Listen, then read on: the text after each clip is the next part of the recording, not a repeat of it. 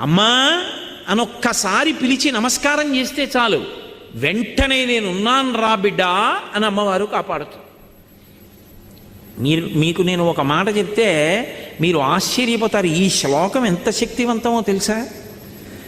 మీరు తప్పించుకోలేనంత పెద్ద ఉపద్రవం వెంట తరిమేస్తుంటే వెనకాతల ఏం చెయ్యాలో తెలియనప్పుడు ఈ శ్లోకం జరిగితే చాలా రక్షిస్తుంది అమ్మవారు. అంత శక్తివంతం.